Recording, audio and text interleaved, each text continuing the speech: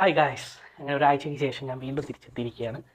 ഇന്നത്തെ എപ്പിസോഡിൽ നമ്മൾ പറയുന്നത് ഒരു കിട്ടിലൻ ത്രില്ലർ സിനിമയാണ്, ദി ലോസ്റ്റ് ബസ്. എനിക്ക് ഭയങ്കര ഇഷ്ടപ്പെട്ട ഒരു സിനിമയാണ്. കഴിഞ്ഞ 2-3 ദിവസം മുമ്പെയാണ് ഞാൻ ഈ സിനിമ കണ്ടത്. അതിനുശേഷം ചെറിയ ചെറിയ വർക്കുകളൊക്കെ വന്ന് നമ്മുടെ 2 വെബ്സൈറ്റുകൾ, ഒന്ന് സൺഗ്ലാസിൻ്റെയും ഒന്ന് നമ്മുടെ ടീൻ്റെയും ഒക്കെ വെബ്സൈറ്റിൻ്റെ പണിപ്പുരയിലായിരുന്നു. നമ്മുടെ താഴെ ഡിസ്ക്രിപ്ഷനിൽ അതിൻ്റെ ലിങ്ക്സൊക്കെ കൊടുത്തിട്ടുണ്ട്. ജസ്റ്റ് കയറി നോക്കുക, നിങ്ങൾക്ക് താല്പര്യമുള്ളത് വാങ്ങുക. ദി ലോസ്റ്റ് ബസ് എന്ന സിനിമയിലേക്ക് വരുന്ന സമയത്ത് ആപ്പിൾ TV ആണ് ഈ സിനിമയുടെ ഒരു നിർമ്മാതാക്കൾ. ആപ്പിൾ TV സബ്സ്ക്രിപ്ഷൻ ഉള്ളവർക്ക് നിങ്ങൾക്ക് ഈ സിനിമ കാണാം. കിഡിലൻ സിനിമ എന്ന് വെച്ചാൽ കിഡിലൻ സിനിമ. ഇതിൽ ഫയർ ഓൺ പാരഡൈസ് എന്ന് പറഞ്ഞിട്ടുള്ള ഒരു യൂട്യൂബിലൊരു വീഡിയോ കിടപ്പുണ്ട്, ഒരു ഡോക്യുമെൻ്ററിയാണ്. അതായത് കാലിഫോർണിയയിൽ 2018 കാലഘട്ടത്തിൽ ഒരു വലിയൊരു കാട്ടുതീ ഉണ്ടായിരുന്നു. അപ്പോൾ അവരുടെ കുറേ കാട്, പിന്നെ കുറച്ച് സ്ഥലം, പിന്നെ കുറച്ച് കാട്, കുറച്ച് സ്ഥലം, അങ്ങനെയൊക്കെയുള്ള ഒരു ഏരിയ ആണ് ഈ കാലിഫോർണിയയിലെ ഈ ഒരു സംഭവം നടന്ന സ്ഥലം. അവിടെയുള്ള പാരഡൈസ് എന്ന് പറഞ്ഞൊരു സ്ഥലമുണ്ട്. അപ്പോൾ ആ സ്ഥലത്തിന് ചുറ്റും കാട്ടുതീ പടർന്നപ്പോൾ അവിടെ ഉണ്ടായിരിക്കുന്ന സംഭവ വികാസങ്ങൾ, വേൾഡ് ഹിസ്റ്ററിയിലെ ഏറ്റവും വലിയൊരു കാട്ടുതീയായിരുന്നു അത് കാലിഫോർണിയയിൽ അന്ന് സംഭവിച്ചത്. അപ്പോൾ അതിൻ്റെ ഇടയിലുണ്ടായ സംഭവ വികാസങ്ങളൊക്കെ പറയുന്ന ഒരു ഡോക്യുമെൻ്ററിയാണ് ഫയർ ഓൺ പാരഡൈസ് എന്ന് പറഞ്ഞ ഒരു ഡോക്യുമെൻ്ററി. യൂട്യൂബിൽ കിടപ്പുണ്ട്, നിങ്ങൾക്ക് വേണമെങ്കിൽ കണ്ടുപോകാം. മാത്യു മക്നോയ്. അപ്പോൾ കഥയുടെ കുറച്ച് ഡീറ്റെയിലേക്ക് വരുന്ന സമയത്ത് മാത്യു മക്നോയ്, നമ്മുടെ ഇന്റർസ്റ്റെല്ലാർ നായകൻ, ഇദ്ദേഹമാണ് ഈ സിനിമയിലെ കേന്ദ്ര കഥാപാത്രത്തെ അവതരിപ്പിച്ചിരിക്കുന്നത്. കെവിൻ മക്കൈ എന്നാണ് ഈ ഒരു കഥാപാത്രത്തിൻ്റെ പേര്. അങ്ങനെ കെവിൻ ആ നാട്ടിലെ ഒരു സ്കൂൾ ബസ്സിൻ്റെ ഡ്രൈവറാണ്. അപ്പോൾ അദ്ദേഹത്തിൻ്റെതായിട്ടുള്ള ഫാമിലി പ്രശ്നങ്ങളുണ്ട്, മകനുമായിട്ടുള്ള പ്രശ്നങ്ങളുണ്ട്, ഡിവോഴ്സിയാണ്. അപ്പോൾ അതിൻ്റെ കുറേ ട്രോമയിലൂടെയൊക്കെ കടന്നു പോകുന്ന ഒരാളാണ്.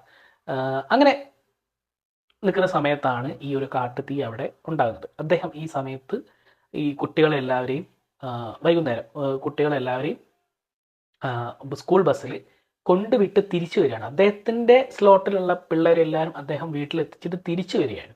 അപ്പോഴാണ് ഈ കാട്ടുതീ അവിടെ പടരുന്നതും അത് ഉണ്ടാകുന്നത് അവിടുത്തെ ഇലക്ട്രിക്കൽ വയർ പ്രശ്നങ്ങൾ കൊണ്ടും ഷോർട്ട് സർക്യൂട്ട് ഉണ്ടായിട്ട് അവിടെയുള്ള കരിയിലകൾക്ക് തീ പിടിച്ചത്, പിന്നീട് വലിയ വലിയ വലിയ എന്താ പറയുക കാട്ടുതീയായിട്ട് പടർന്നു പോയതും ഒക്കെയാണ്.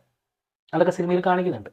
അങ്ങനെ ഈ ഒരു കാട്ടുതീ പിടിച്ചാൽ കിട്ടാത്തൊരു സാധനമാണ്. ഇതിങ്ങനെ പടർന്നുകൊണ്ടിരിക്കുകയാണ്. അവർക്ക് ഫയർഫോഴ്സൊക്കെ ആദ്യം തുടക്കത്തിൽ എത്തിയെങ്കിൽ അവർക്കത് നിയന്ത്രിക്കാൻ പറ്റിയില്ല.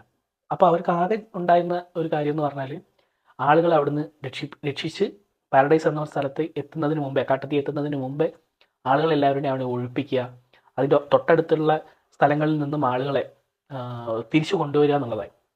അങ്ങനെ ഈ തിരിച്ചു കൊണ്ടുവരാൻ വേണ്ടിയിട്ട് ഇദ്ദേഹം ഓൾറെഡി കുട്ടികളുടെ വീട്ടിലാക്കി, മാതാപിതാക്കളുടെ വീട്ടിലാക്കി തിരിച്ചു വരുന്ന സമയത്താണ് ഈ സ്കൂൾ ബസ്സിന് നിർദ്ദേശങ്ങൾ കൊടുക്കുന്ന ഒരു ലേഡി പറയുന്നത്, ഒരു സ്കൂളിൽ കുറച്ച് കുട്ടികൾ കുടുങ്ങി കിടക്കുന്നുണ്ട്, 22ഓളം കുട്ടികളുണ്ട്. ആ കുട്ടികളെ നിങ്ങൾ തൊട്ടടുത്തുള്ള ആരെങ്കിലാണ്, ഇപ്പോൾ വയർലെസ്സിലൂടെയാണ് പറയുന്നത്, ഒരുപാട് സ്കൂൾ ബസ്സുകളുണ്ടല്ലോ, അപ്പോൾ വയർലെസ്സിലൂടെയാണ് പറയുന്നത്. അപ്പോൾ ഒരുപാട് 22 കുട്ടികൾ അവിടെ കുടുങ്ങി കിടക്കുന്നു. ഏതെങ്കിലും സ്കൂൾ ബസ്സുകൾ ഈ ഒരു സ്കൂളിൻ്റെ തൊട്ടടുത്തുണ്ടെങ്കിൽ നിങ്ങൾക്ക് പറ്റുമെങ്കിൽ ഒന്ന് പോയിട്ട് ആ കുട്ടികളെ സേവ് ചെയ്തിട്ട് തിരിച്ചു കൊണ്ടുവരണമെന്ന് ഈ റൂബി എന്ന് പറഞ്ഞ ഈ സ്റ്റേഷൻ മാസ്റ്റർ, ഈ സ്കൂൾ ബസ്സിൻ്റെയൊക്കെ ഒരു കൺട്രോൾ ഏറ്റെടുക്കുന്ന ഒരു ലേഡിയാണ്, അവൾ വിളിച്ച് പറയാണ്. അങ്ങനെ കുറച്ച് പേരൊക്കെ ആ ഒരു സ്കൂളിൻ്റെ അടുത്തുനിന്ന് വിട്ടുപോയി, ഒരുപാട് ദൂരേക്ക് വിട്ടുപോയി. പിന്നെ ഒരുപാട് ബ്ലോക്കാണ്, ട്രാഫിക് ഉണ്ട്. ഈ സമയത്താണ് കെവിൻ്റെ ബസ് അതിൻ്റെ അടുത്തൂടെ എത്തിയതായിട്ട് അയാൾക്ക് മനസ്സിലാകുന്നത്. ചെറിയൊരു കാര്യമല്ലേ, എന്നാൽ പോയി ആ കുട്ടികളെ പിക്ക് ചെയ്തിട്ട് തിരിച്ചു വരാമെന്ന് വിചാരിക്കുന്നു. അങ്ങനെ ഇദ്ദേഹം നടത്തുന്ന ഒരു യാത്രയാണ് ഈ ഒരു സിനിമ. അത് നമ്മുടെ ഈ ട്രാഫിക് സിനിമയിൽ ശ്രീനിവാസൻ ഏറ്റെടുക്കൂലേ, ആ ഹൃദയം കൊണ്ടുപോകാൻ വേണ്ടിയിട്ട്, അതേപോലെയുള്ള ഒരു സീനിലേക്ക് കെവിൻ എത്തുകയാണ്. ആ കുട്ടികളുടെ 22 കുട്ടികളുടെ ഒരു ടീച്ചറും ഉണ്ട്. അവരെല്ലാവരെയും ചെറിയ കുട്ടികളാണ്. അപ്പോൾ അവർക്ക് ഈ കാട്ടുതീ എന്താണെന്ന് അറിയില്ല, അവരെ പാനിക് ആകാൻ നോക്കണം. അങ്ങനെ കുറേ ഉത്തരവാദിത്തങ്ങൾ ഇദ്ദേഹത്തിൻ്റെ തലയിലേക്ക് വരികയാണ്. അങ്ങനെ അവർ നടത്തുന്ന ഒരു യാത്രയാണ്. അവർ പല കുറുക്കുവഴികളിലൂടെ പോകുന്നു, ഈസി ആയിട്ട് സേഫ് ആയിട്ടുള്ള സ്ഥലത്തേക്ക് എത്താനുള്ള സ്ഥലങ്ങളിലേക്ക് അവർ തിരിഞ്ഞു പോകുന്നു. പക്ഷേ അവരൊക്കെ എത്തുന്നത് ഈ കാട്ടുതീയുടെ ഉള്ളിലേക്കാണ്. അങ്ങനെ കാട്ടുതീയുടെ ഉള്ളിലേക്ക് എത്തുന്ന സമയത്ത് അവർക്കുണ്ടാകുന്ന മാനസിക പ്രശ്നങ്ങളും ശാരീരിക പ്രശ്നങ്ങളും അതൊക്കെ തരണം ചെയ്ത് എങ്ങനെ അദ്ദേഹം ആ ഒരു കാട്ടുതീയുടെ ഉള്ളിൽ നിന്ന് രക്ഷപ്പെടുന്നു എന്നുള്ളതാണ്. ആ സ്കൂൾ ബസ്, 22 കുട്ടികളെ നിറച്ചിരിക്കുന്ന ആ സ്കൂൾ ബസ് എങ്ങനെ പുറത്തെത്തുന്നു എന്നുള്ളതാണ് സിനിമ. തീർച്ചയായിട്ടും കാണുക. സീറ്റ് എഡ്ജ് ത്രില്ലറാണ്, കിഡിലനാണ്. ഒരുപാട് ഇമോഷണൽ രംഗങ്ങളുണ്ട്, അതിനനുസരിച്ചുള്ള ത്രില്ലിങ് രംഗങ്ങളും ഉണ്ട്.